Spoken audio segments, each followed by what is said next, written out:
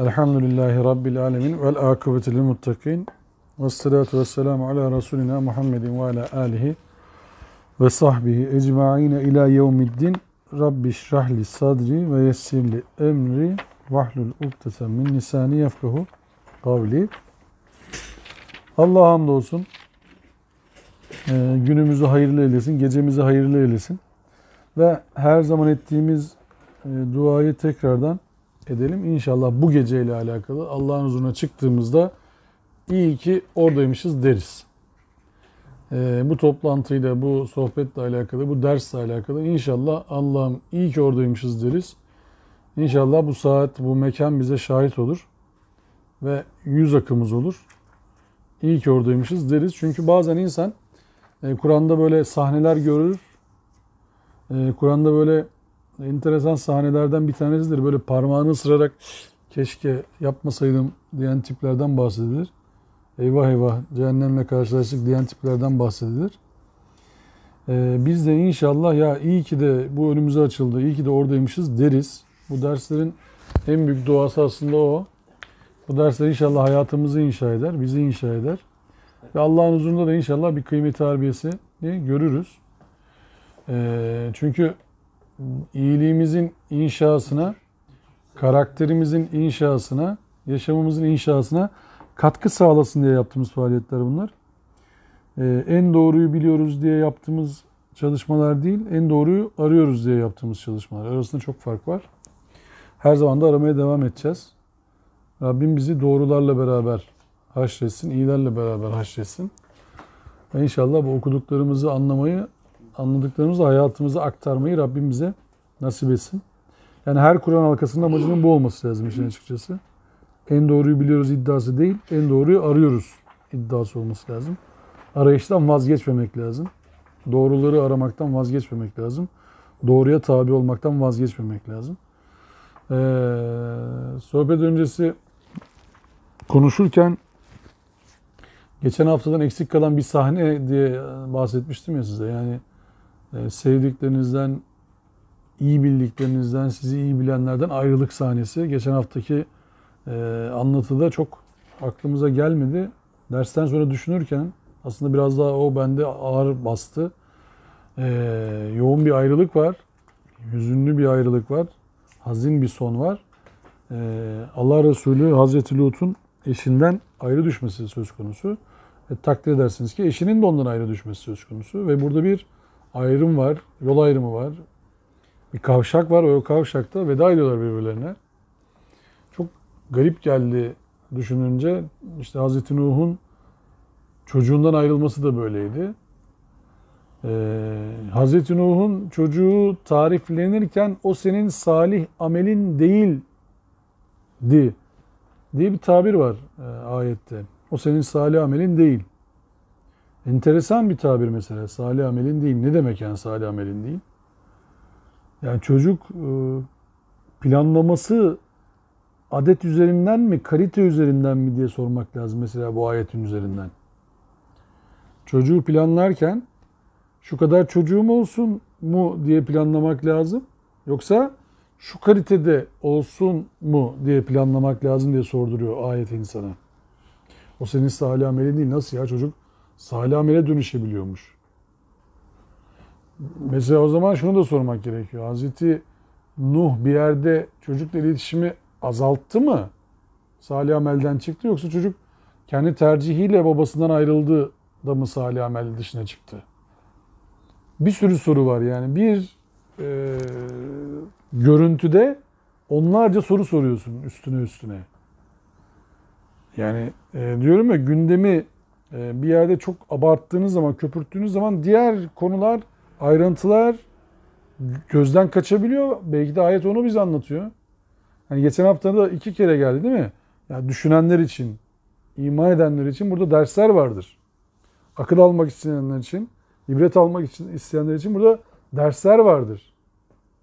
Şimdi tek ders olsaydı ders budur derdi değil mi ayet? İman edenler için nokta budur yani. Allah burada bunu anlattı derdi. Dersler vardır deyince, ibretler vardır deyince o zaman o sahneye dair bizim gözden kaçırdığımız ayrıntılara takılmamız gerekiyor. bize ayrıntı gibi gelen ama belki de orada çok önemli olan bir şeyi kaçırıyor da olabiliriz ayeti konuşurken. O yüzden dedim homoseksüellik üzerinden konuyu açıp orada kapatabilirsiniz ama diğer noktalar oradan gözden kaçabilir. Homoseksüellik evet çok berbat bir şey. Allah kahretsin bütün homoseksüelleri yakalım yıkalım diyebilirsiniz. Konuyu kapatabilirsiniz. Ama burada anlatılan onun zorlamanın, dayatmanın topluma yansıması, o yansıma karşısında bir zorbalığa dönmesi, o zorbalığın artık başkalarının üzerine tahakküm kurmanız ve bunun sizin helakinize sebebiyet vermesi. Burada neydi konu? Alt başlık şehvet. Şehvetinden dolayı zorbalaşıyordu insan. Bizim başka şeylere de şehvet duyabilme potansiyelimiz var mı? Var. Ve o duyduğumuz şehvetin, aşırı tutkunun, fanatizmin, radikalizmin bizi başka alanlarda da millete tahakküm etmeye yönlendirme ihtimali var mı? Var. Ve bu sonuç itibariyle toplumun felaketine yol açabilir mi? Yol açabilir. Yani o yüzden bir Kur'an ayetini, pasajı okurken birçok noktaya dikkat çekmemiz gerekiyor ki belki bir hakkını verebilelim yani. Şimdi burada da işte demin bahsetmeye çalıştığım konu ya bir ayrılık var burada sonuçta ya. Öyle ya da böyle yani. Yol arkadaşlığı yapmışlar. Aynı evin içinde kalmışlar. Hazreti Lut hanımının onunla beraber o yola çıkmayacağını tahmin etmiyor mu? Ediyor değil mi mantık olarak? Çünkü desteklemiyor davayı. Ama ayrılmış mı mesela ondan? Hayır ayrılmamış. Ayrılmamış. Hazreti İbrahim babasının aynı inançta olduğunu biliyor mu? Olmadığını biliyor. Biliyor. Bırakmış mı babasını red mi etmiş? Hayır. Ona öyle bir şey istemiş mi? Hayır. Onunla diyaloğu hatırlayın. Babacığım diyor. Diyalogda öyle geliyor. Babacığım diyor mesela ona. O diyor ki bak bana bak diyor. Sen diyor azizin artık sen böyle devam edersen seni diyor taşlayacağız yani sen. O diyor ki babacığım bak ben sizi tek olan ilaha çağırıyorum. O hala babacığım diyor. Hazreti Lut da ihtimal ki hala hanımcığım diyor. Hazreti Nuh da hala diyor ki oğulcuğum. Hadi bin gemiye. Ama tercihlere saygı duyuluyor. Sonucu ne olursa olsun tercihlere saygı. Şimdi burada hayatın birçok sahnesiyle alakalı acayip saptamalar var Kur'an'da. Ve Kur'an'ın insanı işte aciz bırakan tarafı orası. Böyle bazen kafamda canlandırıyorum o sahneyi. Anlatırken, düşünürken ya sabah olmaz ya. Şimdi Hazreti Lut'a denildi ki sabah burası perperişan olacak. Sen ashabını al yola çık. Yalnız hanımın kalacak çünkü o sizle beraber değil. Yatıp uyunur mu 10 dakikada o kadar? Arkanızı dönüp uyuyabilir misiniz? Haber geldi. Uyuyabilir misiniz o saatte mesela? Hanımınıza yalvar yakar olursunuz. Ya yapma bak sabah böyle böyle bir haber geldi yani. Yapma sakın ha yani durum kötüye gidiyor. Çocuğunuza ne dersiniz Hazreti Nuh olsanız? Ya evlat bak Hazreti İbrahim olsanız neler dersiniz babanıza? Şimdi bu korkunç bir sahne. Ya helak olunacak biliyorsunuz ve oradan ayrılmak zorundasınız. Arkanıza bile bakmayın deniliyor bir de. Uyarı da öyle bak. Arkanıza bile bakmayın. Devam edin. Yani bu acayip bir şey. Yani arkanıza bile bakmayın. Devam edin. Yani bu müthiş bir nokta ama çünkü baksalar orada onlar da şey olacaklar değil mi? Onlar da helak olacaklar. Durun kurtarmaya çalışacaklar. Bu başladı mı tufan geçmiş olsun. Olmaz yani. Bu mesela duyguyla mı, akılla mı hareket edelim, ne yapalım diye sormak gerekir değil mi ayete? Ne yapalım yani şimdi duyguya mı esir olacağız? Vahye mi esir olacağız? Şimdi dönelim Mülk suresine, o ayete yine. İşitseydik yani akletseydik. Nesma ve nakilu değil mi? Çok üzerinde durduğumuz ayet. İşitip akletmeniz gerekiyor bir de yani. İşittiniz mesela sesi duydunuz ama akletmiyorsunuz. Ne olacak? Şimdi işitip akleden mi oldu eşi, çocuğu, babası? İşitip akletmeyen mi oldu eşi, çocuğu, babası? 3 farklı karakter, 3 farklı senaryo. Üçü de işittiler helaki. Üçü de dediler ki yok ya fark etmez yani bir şey olmaz biz yırtarız. Kendi aklını öne geçirdi. Hakikate teslim olmak böyle bir şey. Hakikat geldiği zaman tamam diyebiliyorsak o zaman farklı bir noktaya gidiyoruz. Ayrım yap diyor Allah sana. Bana hepimize diyor ki ayrım yap. Ama ben çok seviyorum ya Muhammed'i. Ne yapalım şimdi? Tamam sen bilirsin. Onu da yapabilirsin. Öyle de yapabilirsin. Öyle de yapabilirsin. Ama o nokta geldiği zaman ayrımını yap diyor. O noktaya gelene kadar devam ediyorsun. Muhabbete, sohbete vesaire. O nokta geldiği zaman ayrım yap diyor. Müthiş. Bence ayet bütünü acayip. İşte sonrasında heykelleri dinledik, hicirleri dinledik değil mi? Onlarla alakalı anlatıldı bize. Sağlam konutlara geçmişler. Şimdi bunlar da aklını kullandı değil mi? Hicr halkı güvenli evler yontuyorlardı dağların içine. Derken onları korkunç bir ses yakaladı. Sahip oldukları şeylerin kendilerine hiçbir yararı olmadı. Bitti. Konu bitti. Hiçbir yararı olmadı. Yani şimdi biz aklımızla galip geleceğimizi düşünebiliriz değil mi? Aklı çok tırnak içerisinde söyleyeceğim. Kutsar isek. Kutsar isek. Kur'an'ın akledin dediğindeki akılla aklı ilahlaştırmak arasında çok bariz bir fark var. Çok bariz bir fark var. O da ne? Kendi hevasını ilah edineni gördün mü sorusu. Kendi hevasını ilah edineni gördün mü? Kendi hevasını ilah edinen bir tip söyleyeceğim size. Kur'an'dan bir resim yapacağım. Resim göstermiş olacağım. Diyor ki ateş bize dokunmaz. Dokunsa 3 gün bilemedim 5 gün dokunur. O da zaten hafif bronzluk verir sıkıntı yok. Şimdi bu akıl bunu öyle söyletti değil mi? Dayanak yok. Aklına bir tek onu diyor ki bence bu böyle. Yani ona vahiy gelmez. Gelse vahiy zaten bize gelmesi lazım yani. Ona vahiy gelmez ki. Niye ona gelsin? Bunu da söyleten ne? Yine akıl değil mi? Ama bunların üst başlığı ne? Zan. Hakiki bir bilgi değil. Zan. Kur'an zannı nasıl tarifliyor? Zan gerçekten hiçbir şey ifade etmez. Zan gerçekten hiçbir şey ifade etmez. İhtiva etmez. Hatta zannın çoğundan kaçının. Çünkü onun birçoğu günahtır.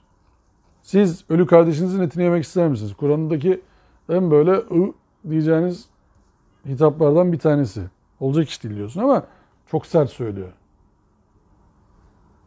Şimdi Allah 85. ayette şöyle tariflemiş son saati. Biz gökleri, yeri ve ikisinin arasındakileri hak ile yarattık. Elbette ki o saat mutlaka gelecektir. O halde sen onlara aldırış etme ve güzelce yüz çevir.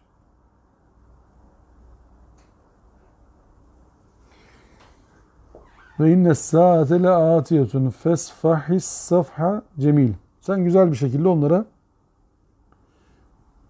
karşılık ver. Musafaha da bu köktendir biliyorsunuz değil mi? Musafahalaşmak. Karşılık vermek yani. Safha. Fesfah, safha cemil. Güzel bir karşılık ver. Sen şey yapma yani. Onlar sana kötü davranmaya kalksalar da bu konuyla alakalı. Sa'a gelecek. Son saat.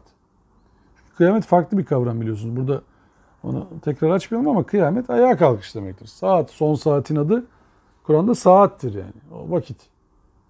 Kıyam ayağa kalkmakla alakalı bir şey. Yani mahşer anı, toplanma anından önce işte ayağa kalkacağız. Mahşer olacak, toplanacağız, hesaba çekileceğiz, tasnif edileceğiz ve yolculuk başlayacak. Son noktaya, yani uzun bir süre kalınacak son noktaya doğru. Şimdi ya Kur'an-ı Kerim'in hem teskin edici hem uyarıcı tarafı geldi. Bak diyor ki son saat kesinlikle gelecektir. Bu hak bir bilgidir. Sen şimdi sabret ve onlara iyilikle karşılık ver. Sen onu yaptılar bunu yaptılar oraya takılma sen.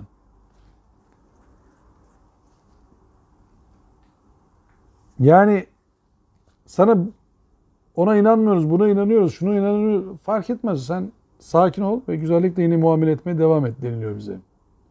Şimdi bu psikolojiyle alakalı biz hangi durumda nasıl davranılımla alakalı muazzam öğütler içeriyor Kur'an-ı Kerim. Yani her sahnede ya ben bunu yaşadım diyorsunuz. Ya falan arkadaşın başına geldi diyorsunuz. Ya ben olabilirim herhalde oraya doğru gidiyor bu iş diyorsunuz. Kur'an-ı Kerim geçmişi değil de hep geleceğimizi dizayn ediyor. Farkında mısınız bilmiyorum. Hep geleceğimizi anlatıyor bize. Ya o muazzam ayet işte velel ahiretu hayrun leke minel ula. Şu anı ilgilendirir mesela. Şu an. Yani hemen kendinize gelirseniz bundan sonrası hemen daha hayırlı olacak. Hemen nakit. Tırıt hemen peşin. Kendinize çeki düzen verin hemen başlasın daha iyi olması. Muazzam bir ayet mesela o. Yani ahireti müteallik haklarınızı helal edin değil konu. Hemen şu anda. Velel ahiretu hayrun leke minel ula. Şu andan daha iyi olacak. Hemen. Karar ver. Değiş. Hemen başla pozitif. Hemen dönüşüm başlasın. Şimdi buradaki insan bazen böyle yere düşecek gibi olur. İki büklüm olur. Kur'an kaldırır. Ayağa kaldırır. Ama onun tek çaresi var. Hemen olmasını isteyeceksiniz. Hemen ayağa kalkacaksınız. Yani Kur'an-ı Kerim okuyup da böyle bitkinliğe devam edemezsiniz. Hemen kalkacaksınız. Niye? Çünkü kalpleri evirip çeviren Allah'tır. Her an farklı bir yaratışa sahip olan yine Allah'tır. Yeni kapılar açacak olan Allah'tır. El-Fettah olan Allah'tır. Ve sizi farklı rızıklarla Er-Rezzak olarak rızıklandıracak yine Allah'tır. Allah'a zor gelecek bir iş yapamazsınız. Allah'tan büyük günah işleyemezsiniz.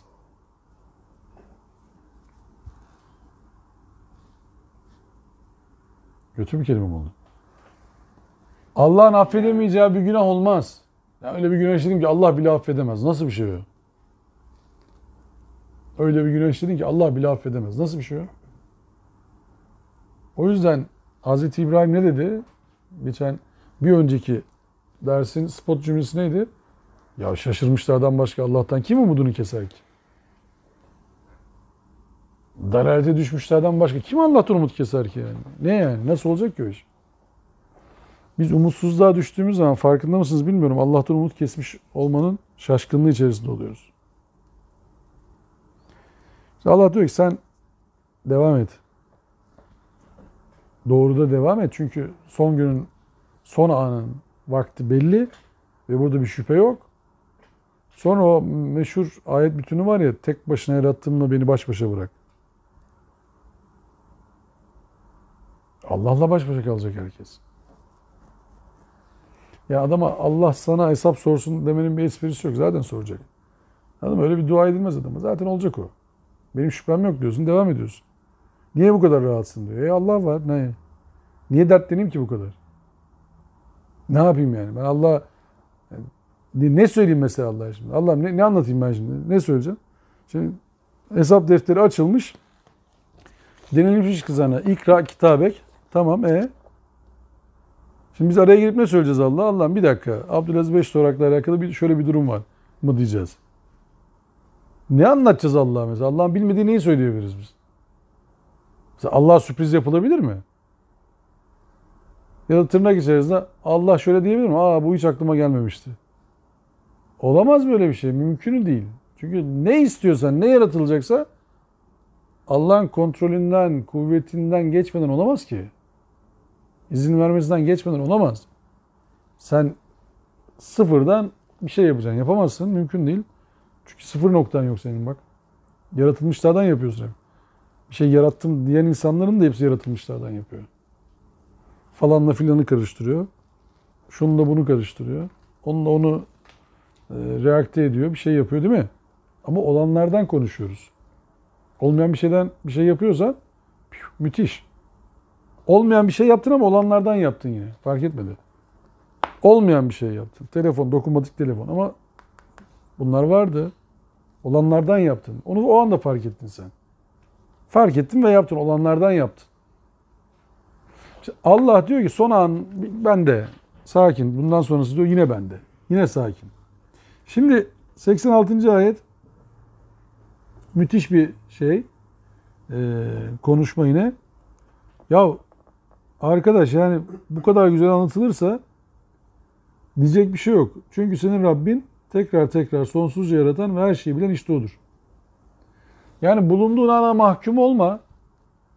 Anı mutlaklaştırma. Yıkılma. Tekrar tekrar yaratıyor. Hallak. İnne rabbeke huve hallakul alim. Bilerek yaratıyor. Bilginin tamamı onda ve tekrar tekrar yaratıyor. Ve yaratmanın her türlüsünü biliyor. Ne tek tür yaratmayı değil, yaratmanın her türlüsünü biliyor. Bir de o Rahman suresine atıf yapsak o şey der değil mi? O her an bir şey üzeredir. Kulle yevmin huve fi şey. O her an bir şeyin üzeredir. Yani bir iş yapıyor her an. Yani tırnak içerisinde söylediğimi çok ayıp bir tabir. Allah'ın boş vaktine geldi. O yüzden denilmez. Öyle bir vakit yok çünkü. Olmaz öyle bir şey. Öyle bir numara yok. Allah'ın kontrolünün muazzamlığı burada. Kulle yevmin huve fi şey. Ve her an yaratıyor. Hayırla yaratıyor. Bilerek yaratıyor. Onun sonuçlarının tamamını biliyor. O Kur'an-ı tabir odur. Allah'ın verdiği türden bir haberi hiç kimse veremez. El-Habir olan Allah o demek aslında. El-Habir esması işleyecek olsak üst başta onu yazacaksın. Allah'ın verdiği türden bir haberi hiç kimse veremez. Niye? Malzemeyi biliyor, etkenleri biliyor, olacakları biliyor, olabilecekleri bütün ihtimalleri biliyor. O malzeme neyle nasıl kullanılırsa hepsini biliyor. Onların hepsini yaratıyor, ona kuvveti veren o. Potansiyeli veren o potansiyelin çıkabileceği bütün noktaları biliyor. Artıyı, eksiği biliyor. Bütün açılarını biliyor. Şimdi Allah'ın verdiği türden haberi o yüzden kimse veremez. Biz şimdi bir şey yapıyoruz. Diyelim bu termos ne için kullanacağız bunu? Çay yapacağız. Şimdi yarın öbür gün birisi gelse dedi ki biz çorba koyduk içine, çorba da duruyor. Çorba mı? Biz onu düşünmemiştik yani. Çorba da mı konuluyor buna? Bir streç diye bir malzeme var, ambalaj malzemesi. Streç'in kullanıldığı alanlara dair streç'i üreten adam düşünmüş müdür bunların hepsini sizce? Ya nerelerde kullanılıyorsun arkadaş ya? Yani bir dur Allah aşkına ya. Yani orada streç, burada streç. Ya bu ne abi yani? Adam demiş ulan bir streç yapayım. Kapasitemiz var tamam mı bizim? Ya, hakikaten orada da olabiliyor falan. Burada da olabiliyor. Abi bakıyorsun nerede kullanmışlar bunu ya falan. Allah kadar ben biraz malzemeden hasbel kadar anladığımı düşünürüm. Allah kadar çoklu kabiliyette yaratabilen olamaz yani. Mümkün değil. Burada birkaç kere su ile alakalı birkaç kelam etmiştik hatırlarsınız. Ya su arkadaş ne muazzam bir ayet yani. Ya döndür döndür anlat, dur dur anlat, dinlen dinlen anlat. Bitiremezsin, yanına gelemezsin bitirmenin. Ya olacak iş değil yani. Bir de birine su gibi aziz olayım. Ha yani su gibi aziz ol. Hakikaten tam da öyle bir şey yani. Ya. Su gibi izzet olamaz çünkü abi. Böyle bir şey olur mu? Suyun olmadığını düşünün bir an oradan başlayın konuşmaya. Mesela suyun olmadığını düşünün. İzzete bak sen yani. Su gibi aziz ol demek çok iddialı bir kelime çünkü. Onu laf olsun diye söylememiş söyleyen. Kafası çalışıyormuş yani onu söyleyen. Mesela suyun icraatlarını bir tarafa bırakın. Olmadığını düşünerek başlayın konuşmaya. Olmaması teklif dahi edilemez. Olacak iş değil yani. Öyle iş mi olur susuzluk? Her canlıyı sudan yarattık diyor Allah. Verdiği bir şeye bak, örneğe bak. Her canlıyı sudan yarattık. İşte o yüzden Allah'ın el-hallak oluşunu biz tam kavrayamıyoruz. Bak yaratılıştaki başlangıcı kavrayamadığımız gibi o tekrarları, farklı varyantlarını bizim anlama şansımız pek yok. Ancak o hususlarda biraz daha ilim sahibi olursak abiler, biyolojiyle, antropolojiyle falan bilmem ne, hidrostatikle, hidrodinamikle falan bu. Ya bunların hepsi farklı yaratışlar. Farkında değiliz biz. Bize hidrolik diyor böyle biz gülümseyerek geçiyoruz. Biliyorum falan hortumu var falan diyoruz. Ya o bir ilim dalı. O suyun kaldırma kuvvetini bulduğunuz zaman ya da aerodinamik havanın etkisini bulduğunuz zaman ya bunların hepsi bir yaratılış. Bunların hepsine bir kanun koymuş. Ya mesela müthiş ayet diyorum ya ben. En üstten konuştuğu ayetlerden bir tanesi. Her şeye ölçü koyduk diyor Allah. Buyurun. Muazzam bir ayet yani. Tam Allahu Ekberlik bir kısmı o. Ne demek ya her şeye bir ölçü koyduk? Ateist olanın mesela bunu çözmesi lazım birinci. Allah her şeye ölçü koyduk diyor. Bulun abi tersini. Allah'ın söylediğini boşa çıkarın. Bunun tersini boş ver yani Allah var mı yok mu tartışmayın. Allah'ın iddiası üzerinden konuşun. Her şeye ölçü koyduk. Olacak iş değil. Hiç boşluk yok. Burada konuşmuştuk birkaç kere. Kaos teorisi diye bir teori var. Düzen ve düzensizlik arası diye. Kaos teorisi. İnanılmaz bir alan. Meteoroloji mühendislerinin fark ettiği bir alan falan bilmem. Çok zor bir konu. Çok adadığımı söylemiyorum. Öyle zannetmeyin de ama acayip bir konu yani. Düzen ve düzensizlik arası. Ama onun da bir usulü var diyor. Yani orada bile diyor bir kural var. Nasıl diyorsun ya? O yani mesela ayran içtiniz. Leke kaldı ya burada. Hiçbir leke birbirini tutmuyor biliyor musunuz bardaklarda? Ayran içtiniz ya bardakta. Hiçbir leke öldür Allah birbirini tutmuyor. Ne içerseniz için, hepimiz içelim aynı bardaktan. Yani birer tane bardak koyalım. Sonra bunu koyalım mikroskopun altına, büyüteci altına falan. Aynı desini bulamıyorsunuz. Bunun başka olmuyor işte. Ne yaparsan yap aynı bardak, aynı bilmem ne falan. Olmuyor. Yok olacak iş değil. İşte buna diyorlar ki fraktal geometri. Ama bunun da kuralı var. Bu da bir kurala bağlı diyor. Diyorsun ki Allahu Ekber yani bu böyle yaratıyor onlar. Şimdi bundan sonra ayran bardağına baktığınız zaman farklı bakabilirsiniz yani. O lan ne kadar kirli, o ne acayip desen. Aynı desen olmuyor. Yani ne yaparsan yap. Dur. Allah'ın ayetini göreyim. Öyle. Niye olmuyor diyorsun ya? Şimdi bak sesler ne kadar farklı. Birbirine benzer ama farklı. Sesinden adam tanıyorsun sen. Seslerin hepsi aynı olsaydı ne yapacaktık? Herkes aynı sesi konuşuyor. Kokular ne kadar farklı. Mesela Allah'ın yaratışındaki muazzamlığa bak. Ya çürüdüğü zaman farklı koku vermeyi nasıl düşündün ya? Yani Allah tabii düşünüyor bizle alakalı değil konu da yani. Ya diyor ki çürüdüğü zaman farklı koksun bu. Nasıl ya? Aynı malzemede yemek yapıyorsunuz ama tadları farklı. Hala geliyor değil mi? Aroması hala kalıyor içinde. O aromayla o aroma birleşiyor. Farklı bir şey oluyor. Allah Allah diyorsun ya. Mesela çürüdüğünde farklı koku vermese çürüdüğünü de anlamayacaksın onu. Formatı bozulmayacak değil mi? Allah Allah diyorsun. Ya Rabbi yani nasıl bir üstünlük bu yani? Nasıl bir merhamet bu? Herkese zehirlenecek. Gideceksin gümbürtüye farkında bile değilsin. Haberin yok. Sen de taze sanıyorsun. Yani Allah'ın yaratışındaki bak üstünlüğe bak. Yani yaratıyor. Yaratırken yine başıboş bırakmıyor. O yüzden alemlerin Rabbi diyoruz. Hiç farkında değiliz alemlerin Rabbi derken. Ne demek istediğimizin. Sadece alemlerin Rabbi kavramını konuşmaya kalksan. Ne demek ya alemlerin Rabbi? Biz diyoruz ki dünya var, Merkür, Venüs, Uranüs. Yok ya o kadar sanki yani. Ya sadece kuşlara verdiği eğitime baksanıza. Bitkilere verdiği eğitime baksana. Ormanlara verdiği eğitime baksana. Onun üzerindeki otoriteye baksana. Bulutlar, rüzgar, yağmur. Biliyorsunuz tatlı suyu falan işlemiştik.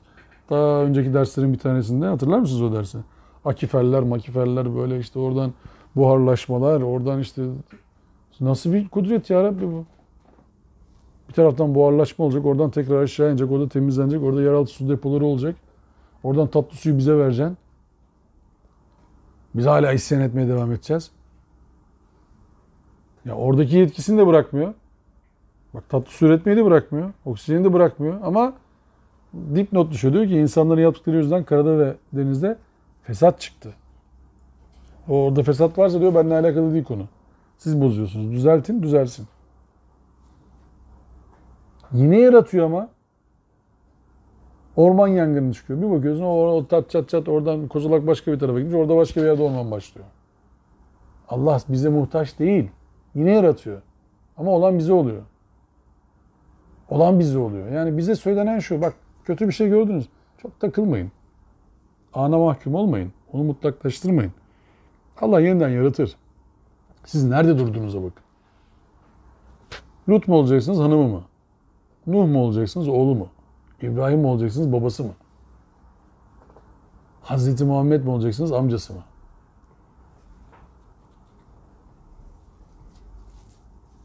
Amca var değil mi? Bir sürü amcası var. Amcasının bir ismi lazım değil. Geliyor diyor ki ya ben şimdi Müslüman olsam ne var? Bunların ne varsa sana da var. Ya böyle din mi olur diyor Allah aşkına bırak.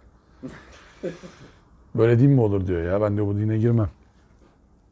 Bak işte o da bir tercih. Gördün mü? VIP olmak istiyor. O da bir tercih değil mi? Ya biz de peygamber amcasıyız. Biz ayrıcalık bir de kabilenin önde gideni izliyoruz yani. Hem peygamber amcası hem kabilenin önde gideni. Şüphesiz Rabbi hakkıyla yarattı Şimdi bu nereye koyacağız bu ayeti? ta kendisidir. Nereye koyacağız bu ayeti şimdi? Adamın yani tavrına bak. Büyüklük taslıyor kendince. Ne ya ben şimdi köleli bir mi olacağım yani? Allah diyor ki ana mahkum olmayın, kişilere mahkum olmayın. Yani o Müslüman olmazsa bir şey olmaz. Bir şey olmaz ne olacak?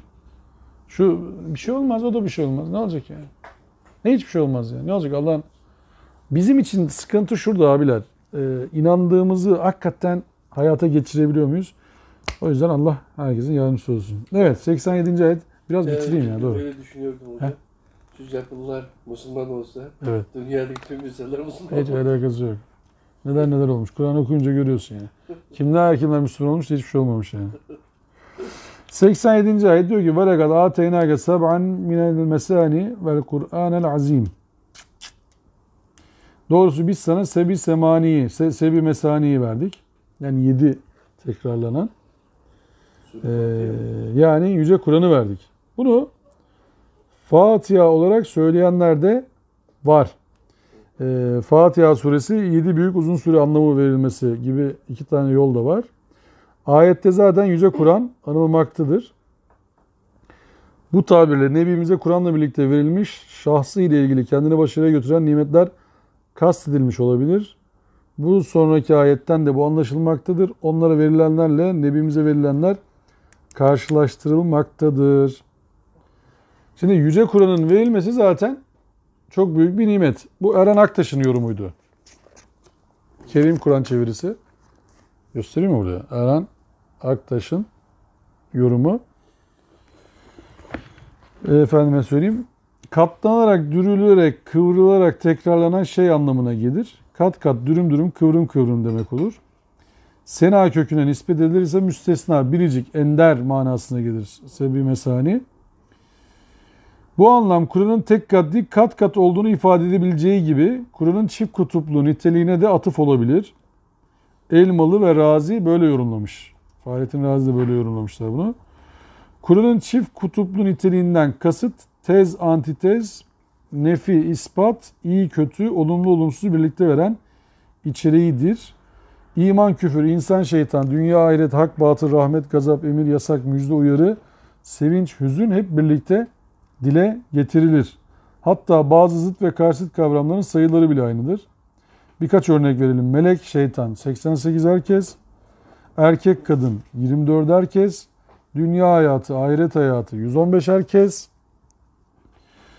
ölüm, hayat 145 herkes, sadaka vermek, hoşnut, tatmin kalmak 73 herkes, sihir, fitne 60 herkes, zekat, bereket 32 herkes, akıl, nur, ışık 49 herkes, dil ve hutbe 25 herkes, istek ve dilek 8 herkes, zorluk ve engel ve sabır 114 herkes gelmiştir.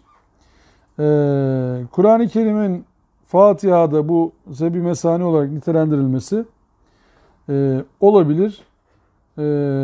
Buhari hadisinde de Fatiha Kur'an'ın sebi mesani özelliğini en güzel yansıtan suredir diye bir hadis var. Ama burada en son söylenmesi gereken şey, en doğrusunu Allah bilir. Yani bu sonuçta yorumları mutlaklaştırmamak gerekir. Bu niye söylendi diye sorduğunuz zaman yani Yüce Kur'an'ı verdik. Kendi içinde anlam bütünlüğü olan, tekrarlanan Yüce Kur'an'ı verdik denmesindeki kasıt 88. ayette şöyle açılmış. Demiş ki öyleyse onlardan kimilerine verdiğimiz geçici lezzetlere iltifat etme. Üstelik onlar için de üzülme de ancak müminlere kol kanat ger. Ve de ki ben vahiy açıklayan uyarıcıyım. Kul inni ene nezirul mubin. Şimdi bu Allah Resulü'nün ya da müminlerin bir başarı ya da başarısızlık esnasında kendilerini çek etmeleri için gereken noktalardan, bakış açılarından bir tanesi. Neye başarı diyeceğiz, neye başarısızlık diyeceğiz? Allah Resulü de pardon sözüm. Estağfurullah.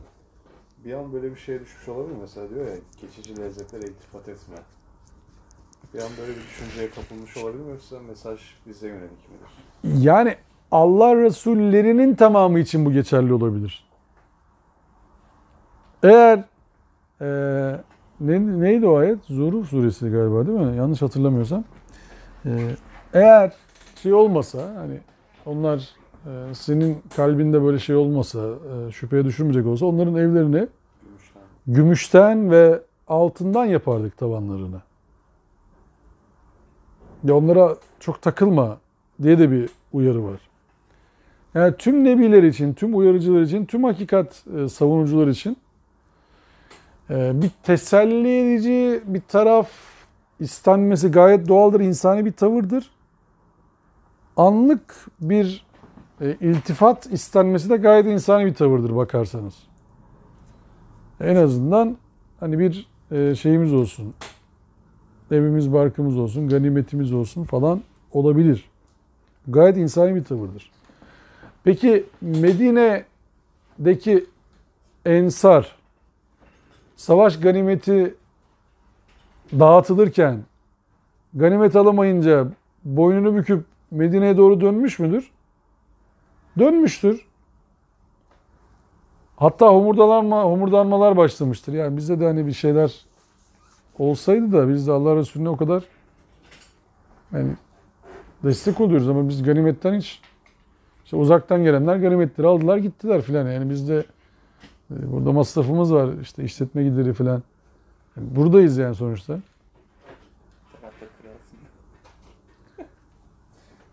Allah Resulü duyunca ne diyor onlara? Bu ayetle terbiye olunca diyor ki Allah Resulü'nün sizle beraber olması yetmedi mi size yani? Olmadı mı? Tatmin olmadınız mı orada? Mekke'yi bıraktı Allah Resulü. Mekke'yi sevmiyor mu? Vatanı ya, toprağı. Ne var elimizde diye bakmak lazım. Bazen kaybederken bile. Şimdi Mekke'yi bıraktı deyince demek ki Lut Aleyhisselam'ın sahnesini hatırlıyor. Ya. O da bir ayrılış. O da gitti, o da mekanı bıraktı. O da bıraktı. Ama vefa nasıl bir şey? İşte Mekke'yi bıraktı ama Medine'ye gömülene kadar orada kaldı yani. Ruhunu teslim edene kadar orada kaldı. Niye? Vahiy orada tekrardan hayata döndü. Mekke'yi fethetti, kalabilirdi orada. Değil mi yani? Daha büyük sükse, Kabe orada.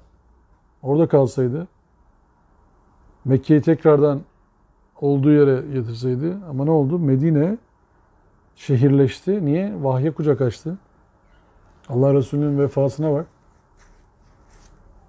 Vahye öncülük edenler, vahye kol kanat gelenler, kucak açanlara dedi ki ben sizle beraberim. Onlardan da bir vefa istedi tabii yani. Ben sizle beraberim hani burada dünya şeylere çok takılmayın. Bak buradayım ya ben sizle beraberim yani.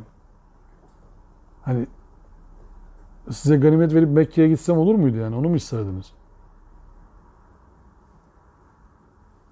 Ganimeti size vereyim, ben de Mekke'ye geçeyim ya da ganimet istemeyen birilerinin yanında durayım. İster miydiniz bunu? Çok ağlamışlar hatta ondan sonra. O somurt böyle biraz hallenenler, sıkılanlar çok ağlamışlar. Ya biz ne yaptık yani farkında olmadan Allah Resulü'nü incittik mi acaba diye çok üzülmüşler. Enteresan bir topluluk Medine Ensarı. Yani acayip bir ev sahipliği yapmışlar. O yüzden de Allah Resulü orayı terk etmemiş. Bırakmamış yani. Çok ama müthiş ev sahipliği yapmışlar. Allah hepsinden razı olsun hakikaten. Çok iyi insanlar. Çünkü zor bir sahne, zor bir konu yani. Ama müthiş bir ev sahipliği yapmışlar. Yani bizim Allah Resulü'nün teselli ve motive edici olarak gördüğü şeye bizim de biraz kulak kabartmamız lazım, göğüs kabartmamız lazım. Ya ne oluyor acaba dememiz lazım. Bazen kaybederken bile kazanırız, farkında değiliz. Kaybetti görünürüz ama kazanırız.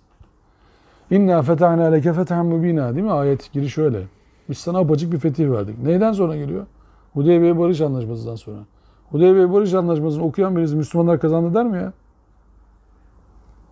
Nasıl ya Müslümanlar kazandı? Bu Barış Anlaşması'nda Müslümanlar kazandı denir mi yani? Müşrik olanlar iade edilmeyecek, Müslüman olanlar iade edilecek. Abdullahoğlu Muhammed yazılıyor. Allah kulu işte Allah Resulü Muhammed değil, Abdullahoğlu Muhammed. Nasıl ya? Ya böyle bir zafer mi olur? Hazreti Ömer demiş ya, benimle alakalı değil konu. O bile diyor. Ya dönüyor Allah Resulü'nün yanında. Ya bu mu zafer ya Resulallah diyor ya. Bu mu zafer diyor şimdi yani. Diyor ki evet zafer bu. Bak savaşmayacağız işte. Hacı da yapamadık olsun. Hadi şurada kurbanlarımızı keselim. Hacı yaptık biz tamam. Nasıl ya? Diyor ki herkes kurbanını kessin. Hacımızı yaptık biz. Kurban kesen yok. Kurban kesen yok. Herkes birbirine bakıyor. Nasıl kurban keseceğiz? Yani ne hacı yani? Nasıl oldu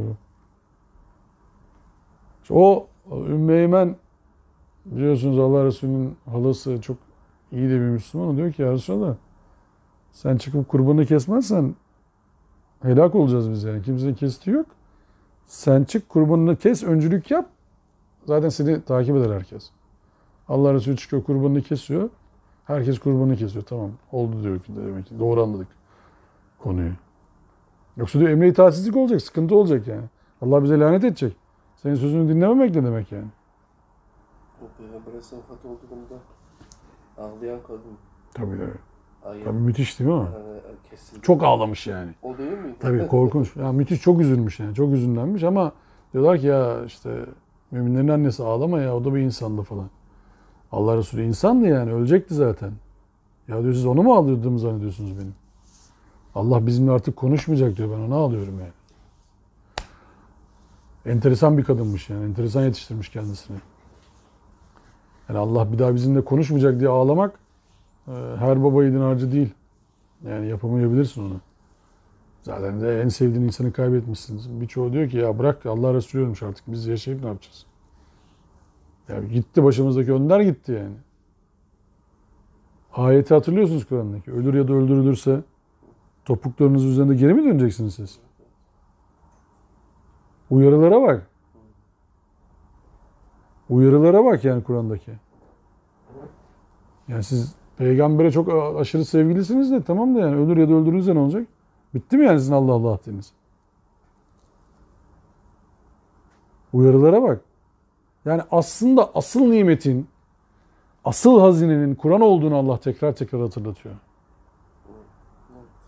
Bak asıl nimetin, asıl hazinenin, asıl zenginliğin, asıl izzetin Allah'la beraber olmak olduğunu, Allah'tan vahye muhatap olmak olduğunu, Allah'tan gelen emirleri dinleme şerefine erişmenin asıl izzet olduğu, asıl zenginlik olduğunu Allah anlatıyor. Ya mağlup gözükseniz ne olur diyor. Bir şey olmaz. Siz Allah'tan gideni anlamaya çalışıyorsunuz. Kazanacaksınız. Sakin olun. Onlar o yatlar, katlar, villalar, rezidanslar, şunlar bunlar. Siz aldığınız parayı hayırlı hasenatta kullanıyorsunuz. 50 avuçta yok. Onu paylaşmaya çalışıyorsunuz. Darda, bollukta kaybetmiş gözüküyorsunuz. Öbürü bilmem ne model arabalar. Siz diyorsunuz ki ben 3 lira kazanıyorum onu da hayra harcayayım falan. Kaybeden gözüküyorsunuz değil mi zahirde? Öyle. Kaybeden gözüküyorsunuz zahirde. Ya ama bu da zaten vallahi filan ya. Öyle konuşmalar. Öbürü Bir baltaya sokulur. Henry Beyciğim hoş geldiniz. Ne yersiniz ne içersiniz efendim. Nasıl bir şey yapalım size efendim. Ha sen mi geldin? Geç sen filan. Niye? Fakir. Kaliteli ama fakir. Öbürü kalitesiz ama zengin. Aman abi diyor aman. O olmasa bizim işler yürümez, dernek dönmez falan. O olmasa ne olur ya? Sakin bir dakika. Ne oluyor ki yani?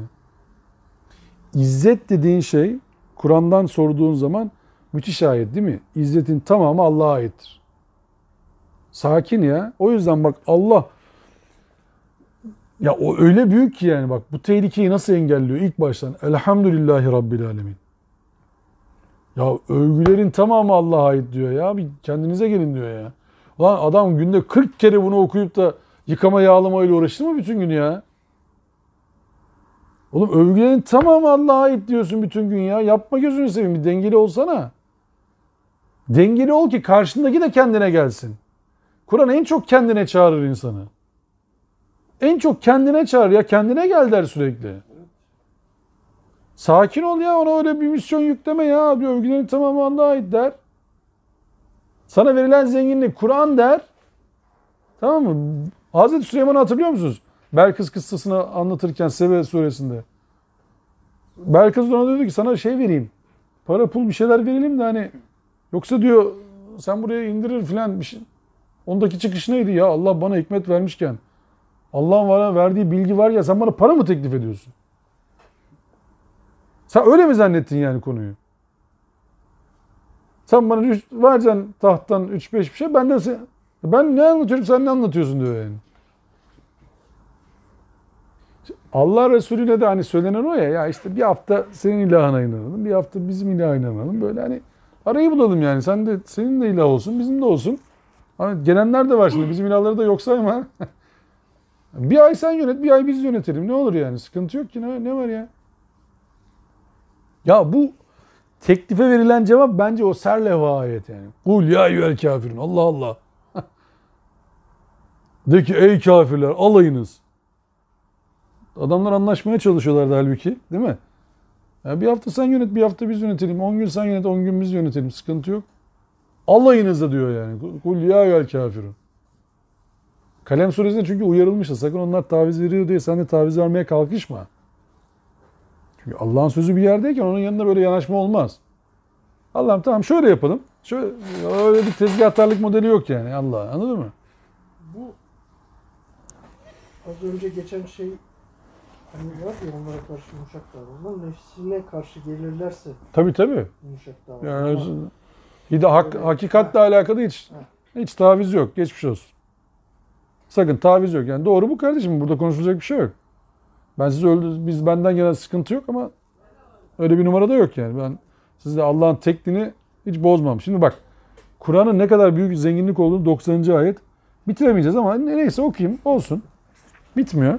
İyi ki bu hafta 99 yıl Bitmiyor. Ama şey yani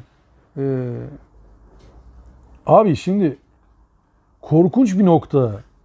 Bak korkunç bir nokta. Diyor ki 90. ayet vahyi sana biz indirdik.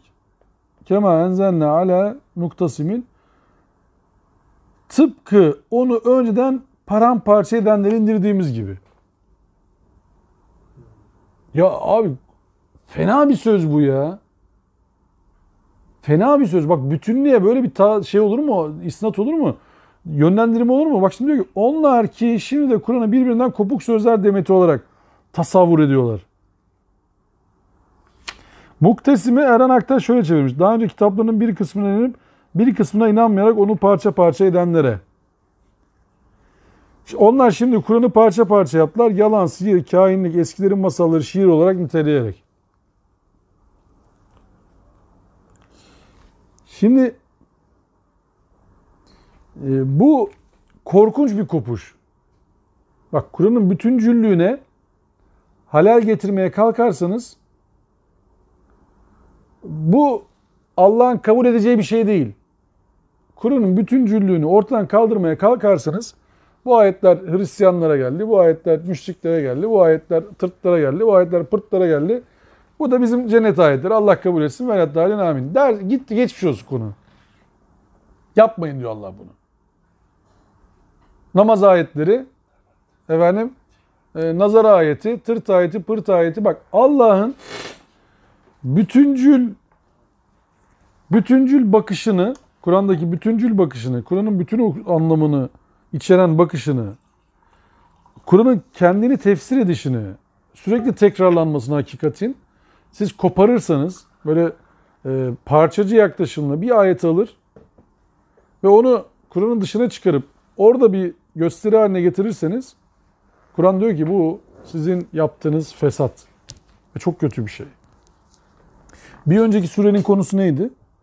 Kelimeyi değiştirdiler. Kelimeyi değiştirmek diye bir günahtan bahsediyor Allah. Onlar sözü değiştirdiler. Kelimeyi değiştirdiler. Kelime değiştirdiler ne demek? İveç yapıyor. He? İveç yapıyor. Şöyle yapıyor. Diyor ki mesela Tevbe-i nasuh ne oldu? Tevbe-i nasuh'u nasıl çeviriyoruz Türkçe'ye şimdi? Samimiyet tövbesi. He? İhlas. İhlas ne? Samimiyet. İhlas samimiyet mi Türkçe'de? Oraya mı geldi konu?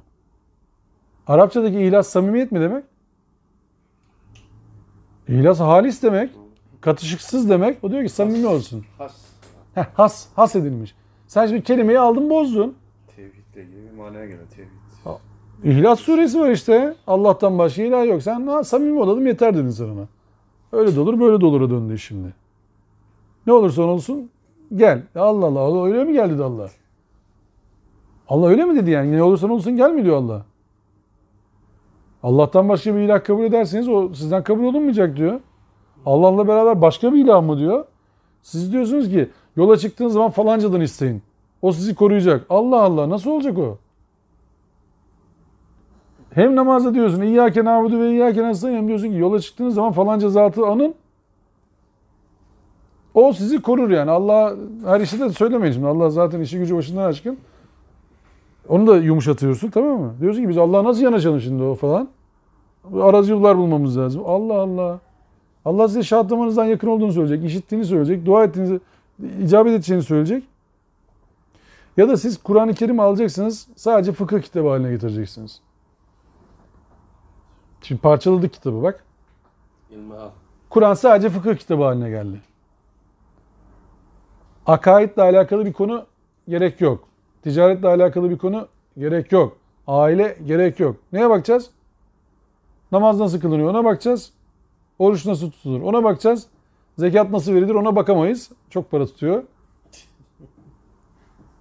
Ne oldu konu? Kur'an-ı Kerim elimizde kitap olarak duruyor ama parça parça ettik. Parça parça ettik. Niye? Ayetlerin üzerini kapattık. Defalarca söyledim ama tekrar söyleyeyim. Fena bir şey değil o.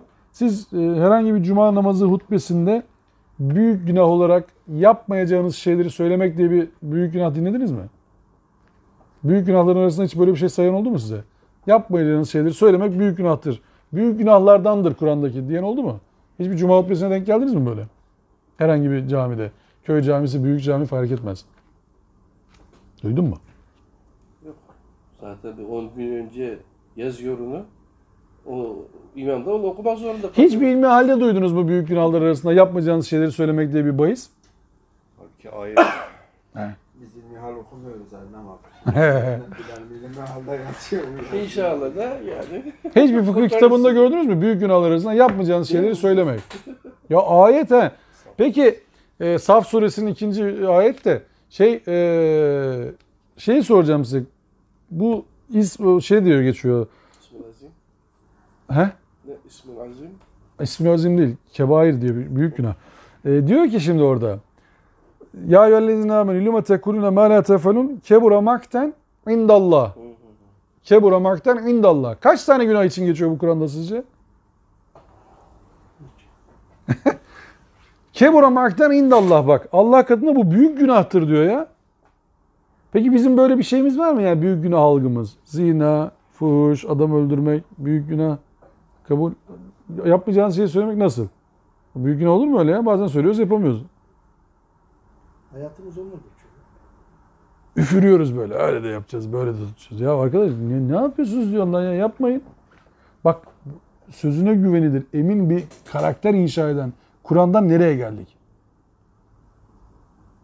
Allah bunu büyük günah olarak koymuş. Bu niye? Parçacı yaklaşıyoruz işte kitaba. Buralarıyla ilgilenmiyoruz. Mutaffifin ne demek mutaffifin? yolsuzluk yapanlar. Mutaffifin. Kur'an'da sure adı ha mutaffifin. Ne demek abi? Eziyor alışveriş yaparken sevgili hocam. Eziyor. Adamın darda olduğunu biliyor. Eziyor üstüne basıyor. O zaman sıkıyor, verdiği zaman da sıkıyor. Eziyor biliyorsunuz orada olduğunu. Eziyor üstünden geçmeye çalışıyor. Ve bundan para kazanacağını düşünüyor. Bir mutaffifin övülen bir şey mi Kur'an'da? Borç. Başkaları karzasına verirken, borç verirken de şey yapmayın diyor. Karzasen ayrı. O diyor ki mesela Kur'an. Diyor arkasından başa kakacağınız bir iyiliği yapmayın diyor. Evet. Bak karakter inşasına bak. Başa kakacağınız bir iyiliği yapmayın. Bırakın diyor. Allah'ın öyle bir iyiliğe ihtiyacı yok. O Karzı Hasan Allah'a borç vermek işte. Karzı Hasan kaldı mı? Var mı öyle bir şey ayette? Duruyor mu hala ayet?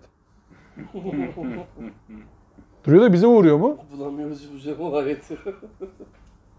Duruyor da bize uğruyor mu? Ne oldu? Parçacı yaklaşım. Bak işte aldık onu. Aldık o ayetleri. Böyle aradan onlar dedik bu bizimle alakalı değil ya. Niye? Hangi ayetmiş o? O da nesi oldu? Bu da nesi oldu? Onu da nesettik. Hepsini nesettik biz zaten. Senin haberi bile yok. Bizim nesetmediğimiz şey biz cennete giren ayetleri hoşumuza gidiyor. Rahmet ayetleri onlar bize olur. Mesela onların hiç nesi olmasına gerek yok. Şeyler de hoşumuza gidiyor. Orada Huriler falan, ha, cennet nimetleri, cennet içecekleri falan anladın mı? Onların hepsi bize uyar yani. Allah'ım hepsini kabul ediyoruz. Hiç. Yaptıkları da bizim hoşumuza gidiyor. Namussuzlar. Tabii. Şimdi Allah'ın dinini, kitabını parça parça etmek kadar büyük günah olur mu ya? Bu bize emanet verilen bir şey, bu kitap. Biz yüklenmişiz bu kitabı. Ya çevre katliamı oluyor, umurumuzda değil. Kim bakacak bu Allah'ın ayetine peki? Hayvanlar katlediliyor, umurumuzda. Kim bakacak buna? Ayet katlediliyor, umurumuzda değil. Kim bakacak buna ya? Geçen nerede gördüm ben ya? Hangi camide? Edirne'deydim ben geçen cuma. Evet onu söyleyeyim. Edirne'de Eski Cami diye bir camide, meydanda, merkezde yaklaşık 140 yıl önce yapılmış Süleymaniye Selimiye Camii'nden. Kılıçla hutbe veriyorlar hocam. Kılıçla hutbe veriyor ya İmam Efendi arkadaş. Baktım elinde böyle boyundan büyük kılıçla aşağı indi. Ya dedim arkadaş ya. Ayasofya'da öyle açmadı. Ha öyleymiş ya. Ben onu Cezayir'de görmüştüm de. Orada ama Edirne'de olduğunu bilmiyordum yani. Edirne'de cuma kılmamışım demek ki daha önce. Denk gelmemişim. En azından o camide kılmamışım. Şimdi din sıfırdan girdin içeri, tamam mı? Dinle alakan yok. Sıfırdan girdin abi. Dedin ki ne yapıyorsunuz? Cuma kılıyoruz. Ben de kılayım dedim. Tamam ne yapacağız? Takdir etsem siz olur mu falan. Olur. Gir abi içeri. Ne oldu? Adamın elinde kılıç var. Modernleşti silah var. Ulan ben secdeye gidince ya vurursa diye. Şimdi ben korkacağım. Şimdi biz ne dedik geçen hafta İslam'ı tariflerken? Dedi ki bu din barış dini yani. Kelimenin kökü barış. Şimdi parça parça ettiğiniz zaman kitabı Yahudilerin tarifidir değil mi bu? Burada anlatmadım ama son onu anlatayım, onunla kapatayım. Daha da geciktirmeyeyim konuyu. Şimdi bir fakir bir de zengin bir adam geliyor. Yahudi hahamın önüne, din adamının önüne. Aynı suçu işliyorlar. Fakir arkadaş anlatınca haham şeyi okuyor, sayfayı okuyor. Diyor ki o zaman diyor böyle bir ceza alacaksın diyor sana. Atıyorum sana 5 kırbaç. Zengin tapına yardımda bulunan birisi diyor ki ben bu günah işledim. Aynı günah. Öbür sayfaya geçiyor. Haham abi. Ona diyor ki tamam sen hani şöyle bir şey yaparız. Sen 3-5 daha bir şey ver sana oradan şey yaparız. Fakir diyor ki ya bir dakika ya. Aynı şeyi yaptık biz. O zaman diyor bu sayfayı biz kaldıralım. Bu sayfa tedavülden kaldırıldı. Geçmiş olsun. Buradan devam ediyoruz. Şimdi bu ne? Yahudileşme. Burada anlatılan ne? Tıpkı onu paramparça edenlerle indirdiğimiz gibi. Paramparça edilen kim burada tariflenen işte? Bunlar. O kitabı kaldır. Bu kitabın orasını görme. Bu kitap zaten geride kaldı. O tarihsel bağlam. Bu bilmem ne. Kitap kalmadı elinde. Kuşa döndü. Kur'an ama kendini takip eden, tekrarlanan sözler bütünü, mantık bütünü. Yani bu konuda aslında cahil diye görülen insanlar daha doğru demek. En azından adam bunu kaldır, bunu et, bu olmaz. En azından onu yapmıyor. Demiyor yani. Onu yapmıyor böyle. Parçalamıyor. Bu konuda cahil dediğin adam okur onu, Allah Allah böyle diyormuşlar, geçer gider. Bilir bilmez, anlar anlamaz ait de. En azından bu o zamana has, şu geldi bunu kaldırdı falan demiyor. Ya bu Kur'an-ı Kerim'i bir de Allah Resulü'nün tek şikayet hakkı olsa ne söyleyeceğini Kur'an-ı Kerim bize anlatıyor değil mi? Diyor ki ya Rabbi bunlar mehcur bıraktı. Mehcur bırakmak ne demek? Bak metruk değil yani terk ettiler demiyor. Mehcur bıraktı. Aldılar bir tarafa kapattılar onu, hücrelediler. Hayattan kopardılar. Ne yaptık biz? Bu Kur'an-ı Kerim'in Türkiye'de en çok işe yaradığı yer neresi? Bir, kütüphanede süs. İki, ölülerin arkasından ağıt. 7'si, 40'ı, 52'si, seneyi devriyesi, falanı filanı. Mevlüt şeylerinde. Ya Kur'an-ı Kerim'e bu yapılır mı ya? Ya Kur'an-ı Kerim bu muameleyi görecek kitap olabilir mi yani? Oldu maalesef işte. Ne yapalım şimdi? İşte ne yapalım derken çaresizlikten söylemiyorum. Tekrardan Kur'an'a dönelim diye söylüyorum. Hocam şöyle bir sorun var benim. Buyurun. Bu 88. 89. ayetteki Evet. şüphesizler apaçık uyarıcıyım diyor. Evet. Şimdi bunu biz yanlış anlıyoruz diyor. Peygamber Evet. Aleyhisselam açıklamazsa Kur'an'ı biz nasıl anlayacağız? Nezirun Mubin diyor burada ama. Apaçık zaten yani. Apaçık olan şeyin uyarıcısı. Tabii. Aslında Ve o. me erselnâke illa şahiden ve mübeşşiran ve nezîrâ bak. Evet. Biz seni şahit olman, müjdelemen ve uyarman haricinde bir sebepten göndermedik. Yani Kur'an kendini açıklar. Kur'an'ın açıklaması da Allah'a aittir yani. Buradaki mübin olan yani o Kur'an'ın sıfatı yani. tabii.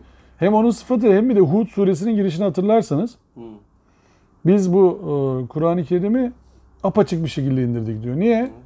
Başka insanlara kul olmayın diye. Şimdi ne demek bu? Yani insanlardan Kur'an-ı Kerim'in açıklamasını beklediğiniz zaman insanların yorumuna Kur'an muamelesi yapmaya başlarsınız. Kur'an-ı Kerim'i anlatmayacak olsa, yani Allah Kur'an-ı Kerim'de bütün ana hatlarıyla dini apaçık vermemiş olsa o zaman çok zorlanırdık, emin olun bak. Çünkü falan hoca efendinin Kur'an-ı Kerim okumasıyla biz bir anladığımızı Kur'an zannederdik. Ve öyle de oluyor zaman zaman farkındaysanız. Hiç kimseyi kastetmeden söylüyorum bunu. Şimdi biz şunu ıskalamamamız lazım. Bir yorumu mutlaklaştırmamamız lazım. Hud suresi 1. Her şeyden haberdar olan tarafından ayetleri sağlamlaştırılmış ve ayrıntılı olarak açıklanmış bir kitaptır. Hud 2. Allah'tan başkasına kulluk yapmayın. Kuşkusuz ben onun tarafından size gönderilmiş bir uyarıcı ve haber vericiyim.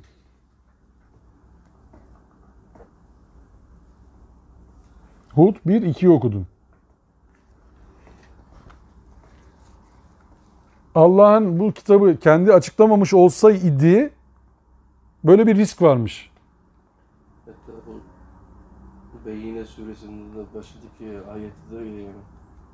Oku abi. Yekunun lezine keferu min ehlil kitabı vel müşrikine mufekkine hatta tahtiyehumul Beyyine. Evet. Değil mi? Evet. Beyyine tabii geldikten sonra Allah Türkçeleştir abi. şey diyor. Kitap ehlinden ve müşriklerden inkar edenler kendilerine apaçık delil gelinceye kadar tutumlarından vazgeçecek değillerdi. Şimdi o beyine olan yani burada apaçık hale getiren bilgi yani Kur'an. Şimdi Kur'an-ı Kerim'i biz muğlak bir kitap haline getirmek için elimizden geleni yaptık senelerce. O muğlak hale getirince çünkü birileri ben anlıyorum sizin anlamanıza gerek yok noktasına getirdi. Ve onun anlayışını biz Kur'an zannettik. Öyle oldu zaten. Bak onun anlayışını Kur'an zannettik. Bu çok tehlikeli bir şey.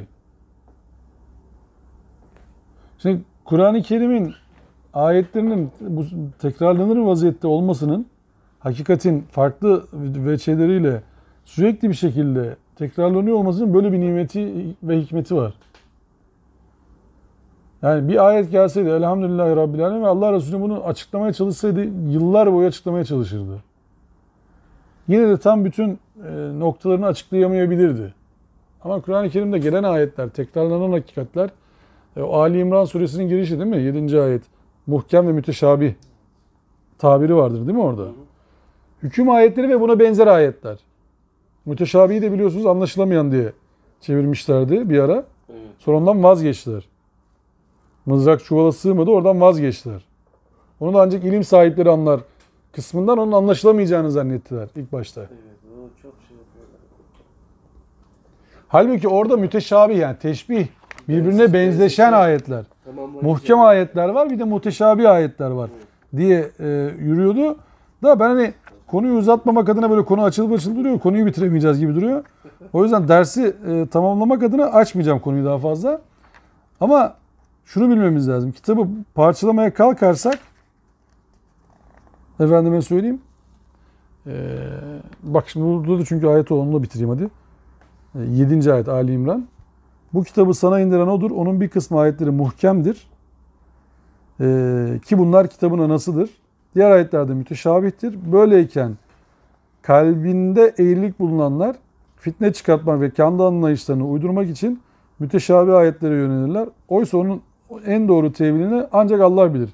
İlimde derinleşmiş olanlar biz ona iman ettik. Bütün ayetler Rabbimizden derler. Bunu ancak selim akıl sahibi olup düşünenler öğüt alır. Şimdi buradaki doğru anlamak mümkün olmadığını düşündüğünüz ayetlerde yorumu Allah'a bırakmanız lazım. Diyeceksiniz ki en doğrusunu Allah bilir. Bak biz bu kadar anladık. Muhkem ayetin peşindeyiz biz şimdi. Muhkem ayetleri anladık. Bunlar da birbirine benzeşen ayetler. Ama anlamadık bir konuyu. Tamam en doğrusunu Allah bilir. Ama bu anlaşılmaz demek ya da en doğrusunu ben anladım demek. İkisi de tehlikeli bir sudur. Olmaması gereken şeydir. O yüzden Allah'ın açıklamasına muhtacız. Yani falan hocayı takip ettiğiniz zaman Kur'an-ı Kerim'i en iyi anladığınızı iddia etmeyin sakın. Bu biraz tehlikeli bir söz söylüyor olabilirim ama doğrusu budur. Doğrusu budur dediğim zaman da tehlikeli bir söz söylemiş oluyorum. İlki tehlikeli değildi abi. İkincisi tehlikeli olabilir ama hepsi önemli. Yani falan hocayı takip ediyoruz. Ya kesin doğruyu bildik. O değil konu. Zaten öyle dersek karşı çıktığımız anlayışın Tabii. Yani bu şeye sahip oluruz. adamın, çünkü bak meal okuyoruz biz. Ne yaparsanız yapın. Meal okuyoruz. O ne derse Türkçeleşiye dönüşüyor. Anlatabiliyor muyum? Türkçe'ye döndüren adamın okuyuşunu bir şekilde okuyoruz biz. Evet. Ama Arapçadan da dönseydik, bak Arapçayı bilseydik, çünkü bu tezimi bir de Arap tarafından bakın. Arapçayı bilenler sanki Kur'an-ı Kerim'i çok mu iyi anladılar? Hayır. Çünkü bütüncül bakış açısı yok bu seferde. Niye bu kadar selefi akımlar çıkıyor ortaya? Arapçayı çok iyi bildikleri halde. Zahiri. Bedevi akımlar çıkıyor ortaya. Çünkü mana işleri yok. Maksatla işleri yok. Maksadı ne? Niye söylenmiş bu? Manayı alıyor budur diyor. Tamam. Allah'ın eli onun ellerinin üzerindedir. Allah'ın eli mi var dedi şimdi. Öyle dedi diyor. Bitti. Allah'ın tahtı arzı kapladı diyor. Allah'ın tahtı mı var? Öyle dedi diyor. Bitti. Adam kesiyorlar. Allah'ın tahtı yok dersen. Şaka değil mi söylediğim? Allah'ın tahtı yoktur kardeşim. Öyle şey mi olur? Allah bir yere oturmaz. Ne alakası var? Desen adamı keserler.